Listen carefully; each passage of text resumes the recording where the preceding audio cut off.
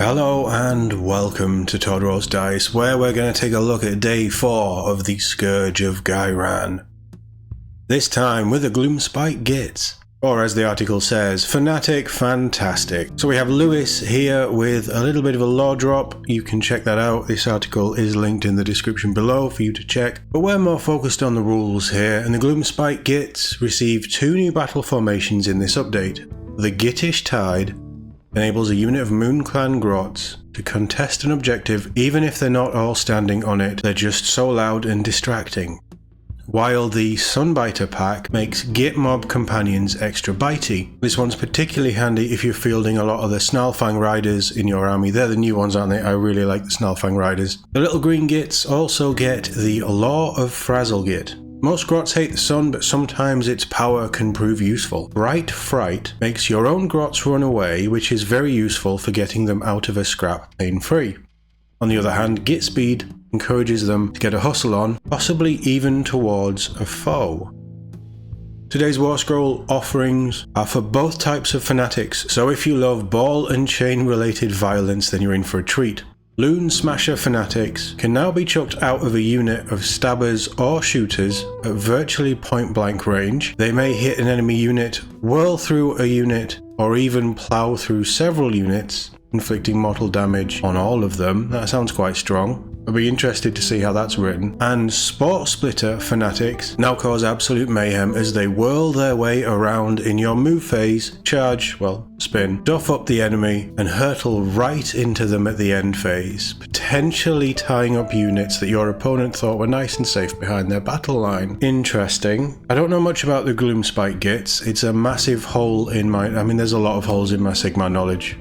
If it's not Dark Oath, I don't really know. But interesting. So we've got sizes and things we'll touch on there. They haven't labelled it, but we have our fact number 2. Battle tactics have changed in the upcoming General's Handbook. During army composition, you now pick 2 battle tactics cards, each of which has an overarching theme, such as scouting out the battlefield, destroying particular foes, or controlling specific objectives. And you can see here, I'm not going to run through the card because this is just a preview. It does say Battle Tactics card 5 though.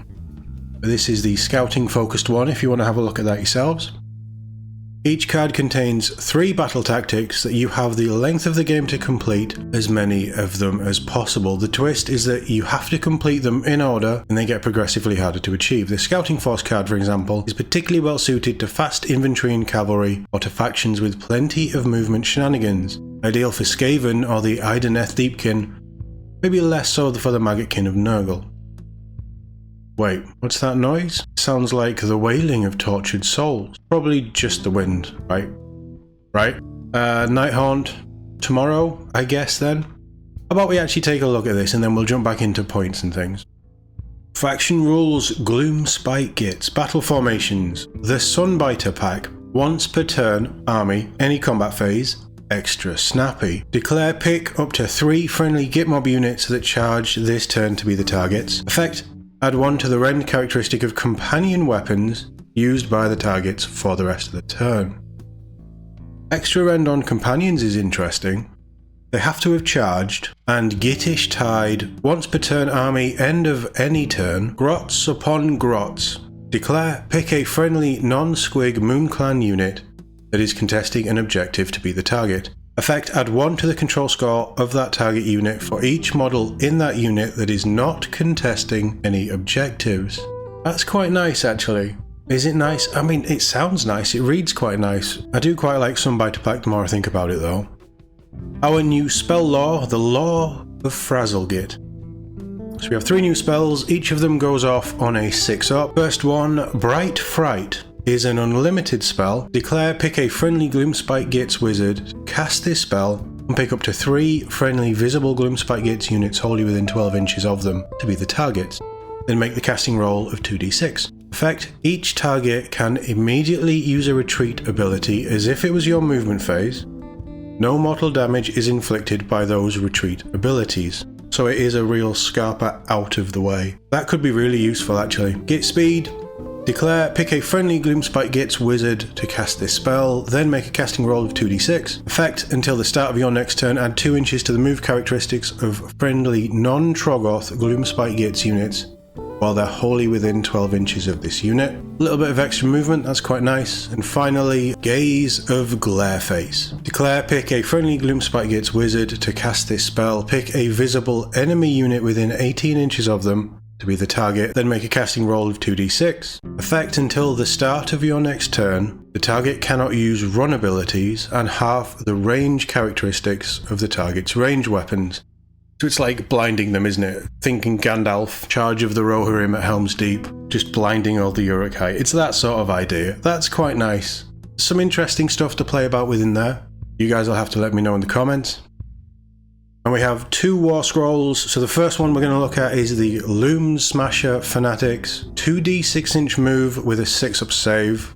1 health, 1 control. Melee weapons, we have the ball and chain, 3 attacks, hits on 4s, wounds on 3s, 2 rend, d3 damage. We have a deployment phase ability Lost in the Horde. Declare, pick this unit if it has not been deployed. Effect, set up this unit in reserve Lost in the Horde.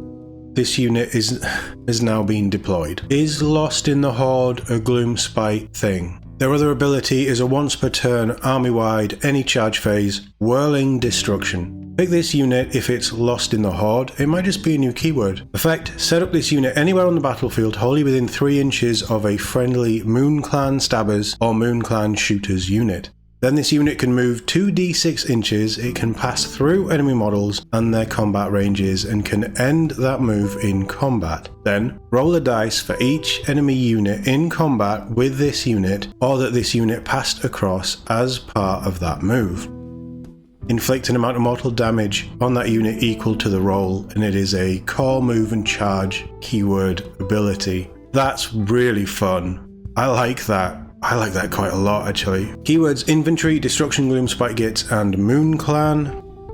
They're a unit size of 5, 70 points, regiment options Moon Clan and Infantry. Alright, they're quite a weak unit. 70 points for 5 sounds quite good. I'm just looking at, I can't actually show you their war scroll because I don't have the faction pack, but you can see it on the Age of Sigmar app if you want to check it yourselves. All of their characteristics are the same. It's a similar, the deployment phase ability is a similar ability to what they already have. They do have Strike First for their core unit in the current battle tome, but they are 110 points for 5 models. So really the biggest change is when you can release them from the Horde, I suppose. And while they don't have Strike First for the Scourge of Ghyran scroll, they do have the ability to do mortal wounds as they pass through. If you roll 2d6, you get a 12, and you just bounce them between enemy units, you're going to do quite a bit of damage. So they're probably going to get splatted as soon as they're in combat. Alright, hitting on 4s, wounding on 3s. It's not the best stats, but 2 rend d3 damage isn't terrible. They'll do some work. I think it's a really fun ability. They still have that little bit of Deep Strike-esque deployment and coming from other units, that Lost in the Horde. I really like Whirling Destruction. I think that's just a fun... This is what AOS does so well. It's just a fun ability. And they are much cheaper. Much cheaper. They're 40 points cheaper than the one in the Battle Tome. That's not bad, I quite like that. So let's take a look at our second unit today. So this is the Sporesplatter Fanatics. We have the same stats, 2d6 inch move, 6-up save, 1 health, 1 control. Melee weapons, Spore Ball and Chain, 2 attacks, hits on 3s but wounds on 4s, 1 rend, d3 damage. We have a passive, Choking Spore Clouds. Effect, subtract 1 from the attack's characteristics of weapons used by enemy units while they're in combat with this unit. Oh, nice. That's quite a strong passive and helps to keep them alive a little bit. They're not going to stack up to much fighting, but that will help keep them alive a little bit. And they have a once per turn army, end of any turn ability, Spinning Loons. Effect, this unit can move 2d6 inches. It can move through the combat ranges of enemy units and can finish that move in combat. So end of any turn, you can just push them forward and just cause problems with them, I guess. Keywords Infantry, Destruction, Gloomspite Gitz, and Moon Clan. They are a unit of 5, 110 points, regiment options, Moon Clan, and Infantry.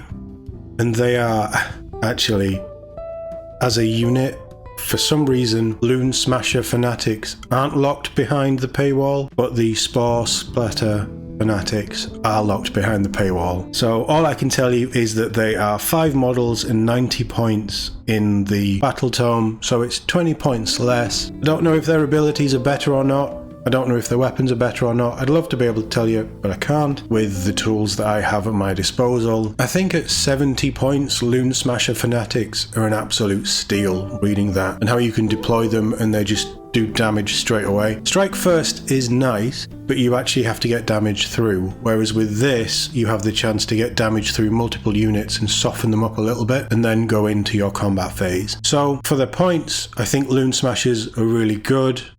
Sporesplatters, they have some really nice bits, quite like their subtract from the attacks passive. I think their once per turn ability is quite nice, but for the points, they're a little bit expensive maybe for 5 models. They're not going to stay around for very long. They only have the 2 attacks. Of these 2 Scourge of Ghyran War Scrolls, my favourite so far is the Loonsmasha Fanatics for this one, but let me know what you think in the comments.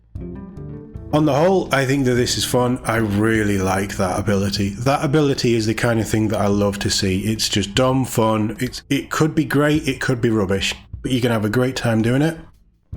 New spell lore, yeah, there's some nice stuff in there, and then obviously your new battle formations, I can't really speak to them. Extra rend on a companion is maybe quite nice. Can't really speak to control score because I don't know what the units are like.